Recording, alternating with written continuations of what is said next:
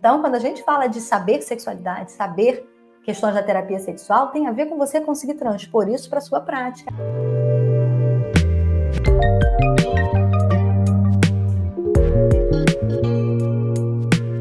Hoje, essa aula é pensada para você que está querendo começar na área da sexualidade. Seja porque você está começando a sua carreira, seja porque você já atua, mas está querendo migrar para essa área. Então, é ginecologista, faz plantão, quer migrar para a área da sexualidade, é psicólogo, percebe que a área da sexualidade é um nicho, tem uma demanda importante, está querendo migrar.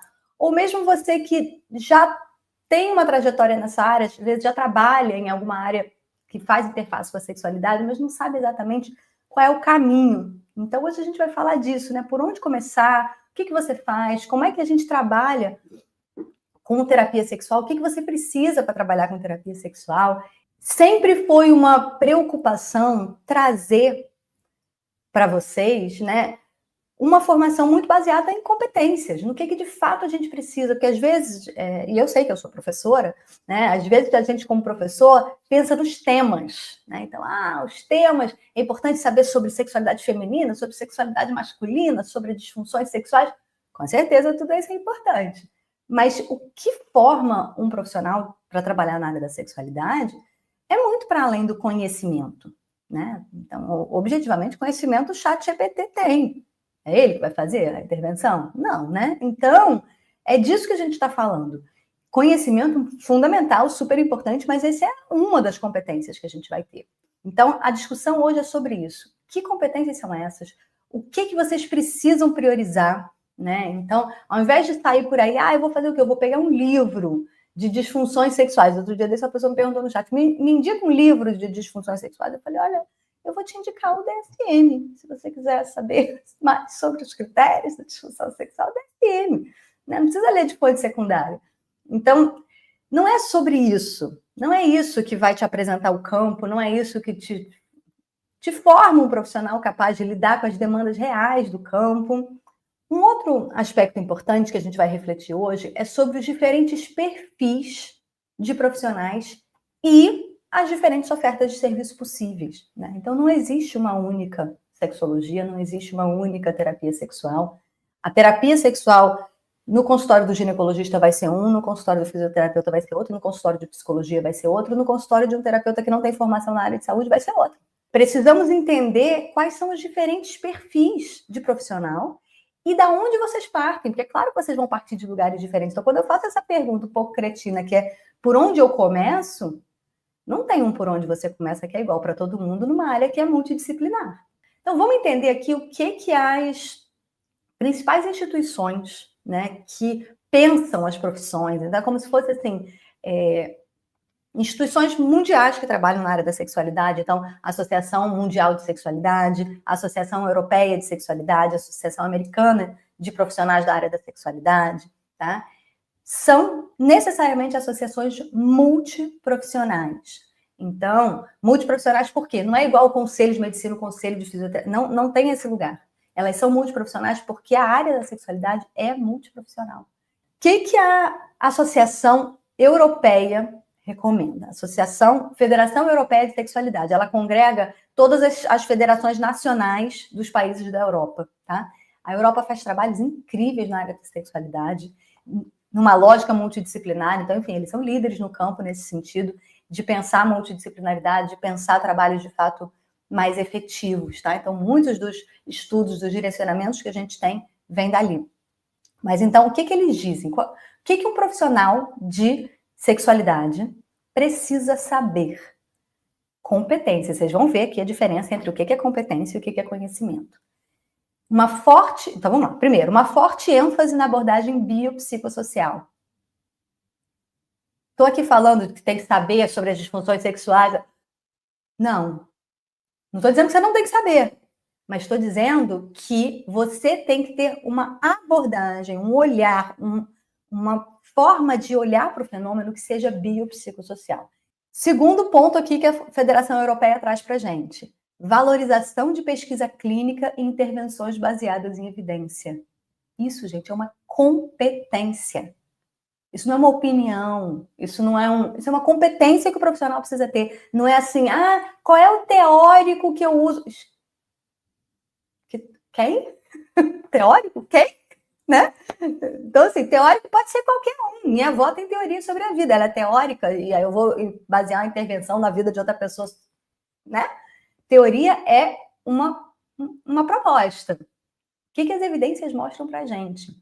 Então, estou aqui trazendo para vocês, assim, um certo choque de realidade, para vocês entenderem que a primeira mudança é uma mudança de mentalidade.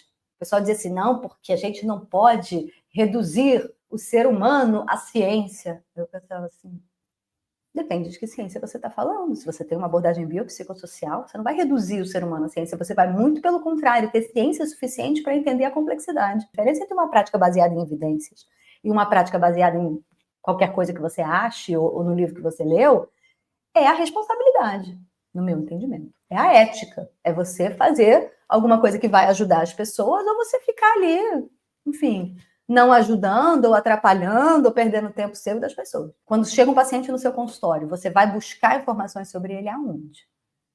É disso que a gente está falando, de valorização da pesquisa clínica e das intervenções baseadas em evidência.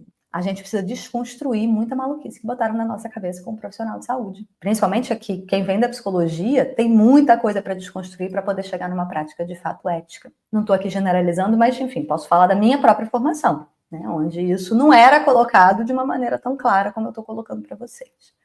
Um terceiro ponto fundamental que a Associação Europeia traz é a formação interdisciplinar. Não estou falando aqui de multidisciplinaridade, não. De que todo mundo pode trabalhar na área, cada um dando a sua contribuição. Isso é óbvio. Estou falando de que a sua formação precisa ser interdisciplinar. Então, se você tem um curso que é só para médicos, não sei se ele está no caminho certo. Se você tem um curso que é só para psicólogos, conte-me mais sobre isso. Cadê a abordagem biopsicossocial que tem que estar entranhada em cada célula do seu corpo? Porque a formação interdisciplinar é ensinar as pessoas a raciocinarem numa lógica interdisciplinar. E por que isso é importante, meu Deus do céu? Porque precisamos ter uma ênfase na abordagem biopsicossocial. Eu consegui entender que tem uma dor sexual que ela traz e que essa dor pode ter a ver com endometriose, que essa dor pode ter a ver com problema na coluna. Eu preciso conseguir fazer essas hipóteses, porque se eu não faço essas hipóteses, vocês imaginem a qualidade da intervenção que a gente consegue fazer. Às vezes, muitas vezes, numa direção completamente torta. Tá? E um outro pilar fundamental é a prática clínica supervisionada. A prática clínica supervisionada, ela tem a ver com o ciclo da aprendizagem. Tá? Ela tem a ver com você poder... E aqui a supervisão, ela vai ter diferentes modelos, né? Ela pode ser um supervisor, como a gente muitas vezes está acostumado, ter alguém que sabe, alguém que fica ali aprendendo. Pode ser assim, mas ela também pode ser uma troca constante com pessoas com diferentes níveis de experiência. E aí, quando você está num grupo multidisciplinar, que tem pessoas de vários, né, níveis de experiência, de várias formações diferentes de base, é isso que você faz. Você vai fazendo essa distância entre um e outro, que é onde tem o aprendizado. Prática supervisionada é eu poder colocar esses conhecimentos, essas habilidades, ir lá, me posicionar, tomar decisão na vida real, na prática, e ter com quem conversar. E esse alguém precisa ser um alguém que tenha algo a me ensinar. A Associação Americana de Sexualidade, de Educadores Sexuais, Conselheiros Sexuais e Terapeutas Sexuais, diz que o profissional tem que dominar temas como intervenções terapêuticas específicas da sua área, óbvio, né? Então, assim, se eu sou cirurgião e faço cirurgia de afirmação de gênero, tenho que saber fazer a cirurgia, óbvio. Se eu sou psicoterapeuta, tenho que saber fazer psicoterapia. Se eu sou terapeuta sexual, preciso dominar técnicas da terapia sexual. Com certeza, tá, gente? Então, importante. Eu preciso saber fazer diagnóstico do que está acontecendo, fazer uma boa avaliação, conseguir separar uma coisa da outra. Preciso conhecer os diagnósticos formais, preciso conseguir fazer diagnóstico diferencial, preciso saber entender outras comorbidades. Comorbidade é uma outra coisa que acontece ali, né? Então, eu posso ter uma disfunção sexual, eu posso ter uma depressão, eu posso ter uma disfunção sexual, eu posso ter fibromialgia, né? Eu posso ter uma doença renal. Como é que essas duas coisas conversam? Então, é disso que a gente está falando. E eu preciso conhecer temas como sexualidade ao longo de todo o ciclo vital. Então, não tem isso, que é outra coisa que eu vejo aqui no Brasil, que é assim, quem trabalha com sexualidade na infância e adolescência? Só quem trabalha com infância e adolescência. Mas, gente, todos os seus pacientes já foram criança. E todas as crianças vão virar adultos, né? A maior parte delas. A gente não está falando só de nicho de atuação, a gente está falando de um olhar para o desenvolvimento. Esse desenvolvimento psicossexual, eu entender o desenvolvimento, as diferentes etapas do ciclo de vida. Então, eu posso não trabalhar com criança, eu posso ser um terapeuta de casal, mas eu tenho que ter muita clareza sobre quais etapas cada um daqueles membros do casal que está ali na minha frente passou ao longo da vida. Para quê? Para eu saber fazer boas perguntas, porque senão eu vou ficar assim, e como era na sua infância? Fazendo perguntas que eu não sei nem por que eu estou perguntando aquilo. Então, o conhecimento precisa ser científico. O conhecimento precisa ser atualizado, porque muda muito rápido. Né? Então, um tempo atrás, por exemplo, a gente não tinha inteligência artificial, agora tem. Um tempo atrás, sei lá, 10 anos atrás, ninguém tinha smartphone, agora tem. Então, o conhecimento tem que ser atualizado. O conhecimento precisa ser amplo, como vocês estão percebendo, a gente precisa entender todas as etapas da vida, precisa ser biopsicossocial. Então, eu preciso saber, sim, um pouco de cada coisa. E o conhecimento precisa ser aprofundado. O que a Associação Mundial de Sexualidade diz? Competências profissionais. Então, a OAS, né, que é essa associação, ela define um conjunto mínimo de competências que incluem conhecimento interdisciplinar, já falei sobre isso, né? Todo mundo concorda, não tem como. Capacidade de lidar com crenças culturais e pessoais sobre sexo. Então, esse olhar, quando a gente fala de um olhar sociocultural, não é político partidário, não é mimimi. A gente precisa entender que aquelas pessoas estão vivendo num mundo. E que mundo é esse? E como esse mundo se traduz em crenças, em coisas que essa pessoa acredita, coisas que orientam a tomada de decisão. Eu acho legal a maneira como a Wise traz, que ela diz assim, eu preciso entender que a maneira como as pessoas aprendem a pensar sobre sexo e como aquele indivíduo vai estruturar o seu raciocínio sobre sexo e como eu, profissional de saúde, estou inserida no meio de tudo isso, né, é fundamental. Não só um trabalho grande com as crenças, né, e posso dizer para vocês que foi daí que surgiu a proposta da terapia cognitiva sexual, né, a sementinha da proposta da terapia cognitiva sexual é exatamente essa história, né, quando a gente começa a entender que é muito maior do que ficar integrando meia dúzia de técnica cognitivo-comportamental na terapia sexual, é uma mudança de entendimento, é entender que a forma como as pessoas internalizam as questões do mundo e decidem o que vão fazer e como isso repercute na fisiologia delas. Então, é um olhar que a gente chama de terapia cognitiva sexual daqui. Você poder saber como você vai transpor, né? Como você vai mostrar para o seu paciente que a maneira como ele aprendeu a pensar sobre sexualidade, a religião dele, o que ele aprendeu sobre sexo na religião dele, que não é a religião dele, é o que ele aprendeu com isso. Como isso orienta a tomada de decisão dele no dia a dia, a gente tem que desenhar para o paciente. E quando você desenha isso para o paciente, e eu desenho literalmente, né? Desenho e disponibilizo para vocês todos os modelos dos desenhos que eu faço. Ciclo da falha sexual, registro de situação sexual, registro relacional de situação sexual, todas as conceitualizações. Porque quando a gente pensa em raciocínio interdisciplinar, em abordagem biopsicossocial, tudo isso precisa ser estruturado na sua cabeça, senão vira só um balaio de gatos de coisas muito interessantes. Ai, que interessante isso. Nossa, na infância dele aconteceu tal coisa, foi interessante. E aí o profissional fica igual peixe de aquário, assim, indo atrás de coisas interessantes que o paciente está lembrando de te contar. Não tem condição, né? A gente precisa saber o que a gente vai perguntar, a gente precisa saber os aspectos relevantes, o que é realmente importante, né? E como que a gente vai mostrar para o nosso paciente que, olha, me parece que você está pensando assim, isso está acontecendo, isso, enfim, ciclo da falha. E aí, muitas vezes o que o paciente me diz, e às vezes, gente, na primeira sessão, na segunda sessão, eu faço um ciclo da falha, mostrando para ele o que eu estou entendendo a partir do que ele está me trazendo. E aí a pessoa diz assim, nossa, é isso mesmo. Você acha que esse paciente volta na sessão que vem? Com certeza. Um outro aspecto que a UAS traz, fundamental, é a comunicação clínica empática e sem julgamentos. Parece óbvio, né? Mas, gente, eu acho que, assim, aqui eu vejo os psicólogos conseguindo fazer um trabalho bem melhor nesse sentido, porque a gente tem muito treinamento nisso, de ouvir qualquer coisa com cara de alface sem julgar, de fato. Mesmo assim, ainda muito difícil. Muitas vezes, porque a gente vai estar trabalhando com crenças que batem fundo na gente. A gente vai estar trabalhando com um cara lá que é super machista e que acha que a mulher dele tem que dar para ele mesmo e tal. E você daqui fica tipo assim... Ah! Ou você vai estar trabalhando com alguém que comete crime sexual e que está buscando tratamento para parar de fazer isso. Mas o que ele fez ou o que ele faz é punk de ouvir, né? E bota a gente em situações difíceis. Então, assim, tem isso na área da sexualidade. Outra competência que a UAS traz, né? Capacidade de trabalhar com populações diversas. E aí fica parecendo que é só LGBT, né? População diversa é só LGBT. Mas vou te dizer que a maior parte dos alunos que chegam para mim tem dificuldade de trabalhar com homem hétero. Me ouçam com os ouvidos abertos.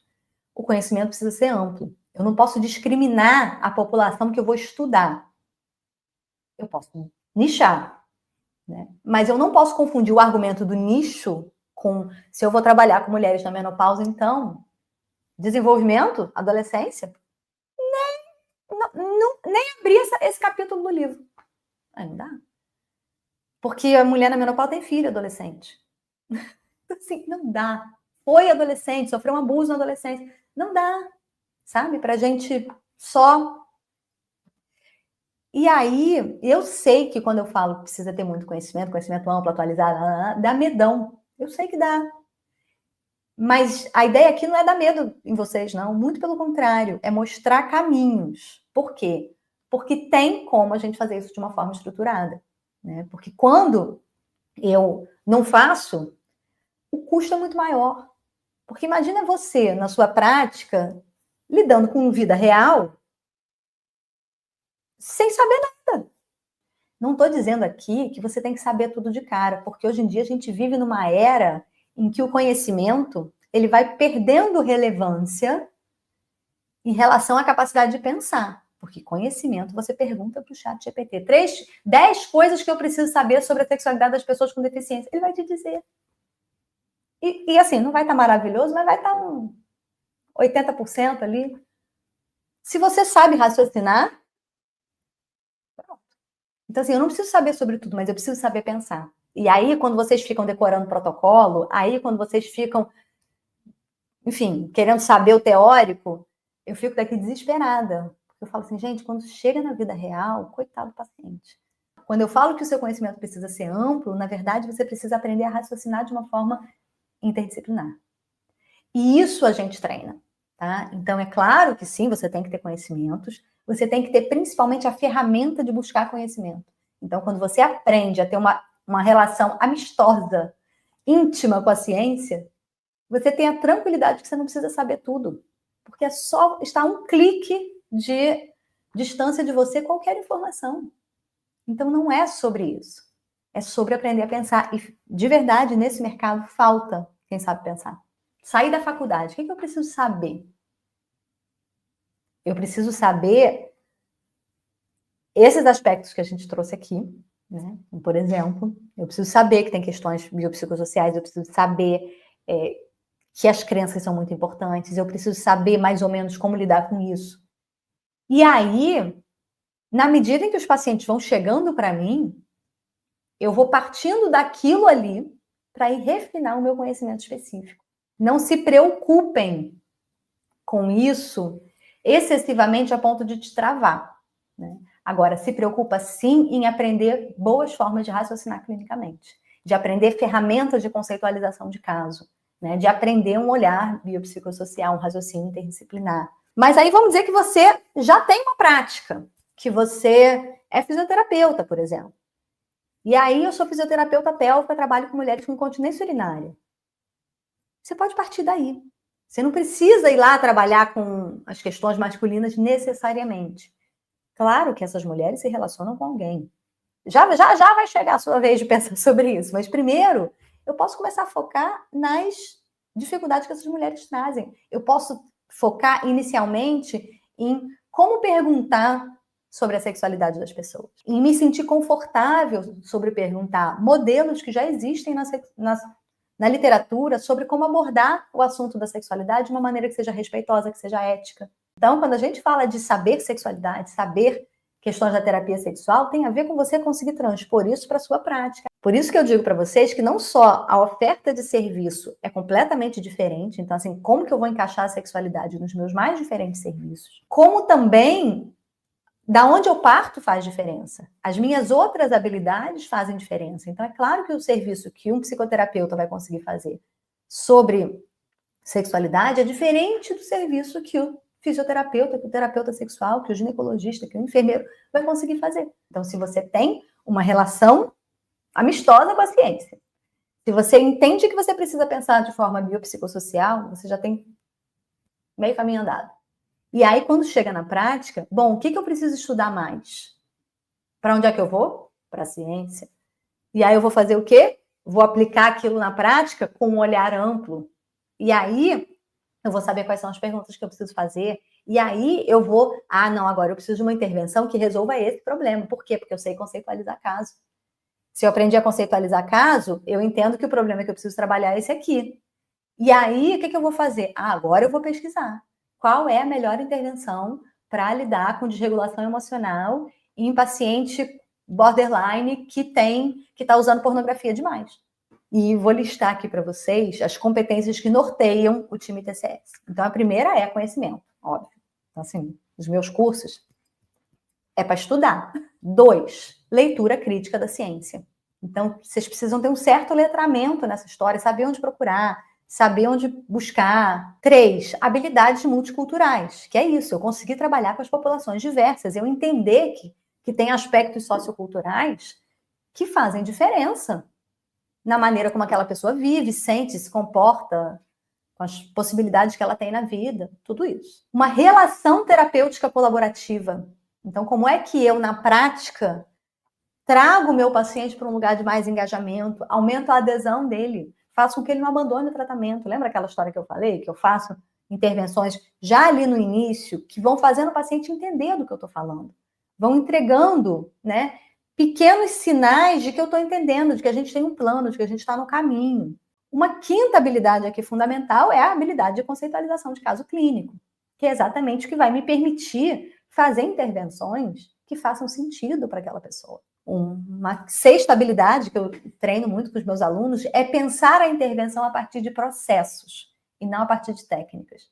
Então, eu preciso saber o que eu vou influenciar para então eu selecionar como eu vou fazer. Uma outra questão super fundamental, que eu acho que todos os profissionais precisam saber fazer, é atuar de diferentes formas. Então, eu não falei que a intervenção que eu vou fazer, por exemplo, num grupo de adolescentes na escola é diferente da intervenção que eu vou fazer com uma pessoa idosa no meu consultório. E por último, não menos importante, mas depois de tudo isso, é que entram as técnicas. Porque é claro que as técnicas são úteis. Mas primeiro eu preciso saber como é que eu vou fazer para então selecionar o que eu vou fazer. Eu não posso selecionar a técnica primeiro. Eu sei foco sensorial, aprendi no meu curso. Foco sensorial, agora eu vou fazer o quê? Enfiar foco sensorial, goela abaixo, qualquer pessoa que cruzar meu caminho? Não dá, gente. Por onde eu começo?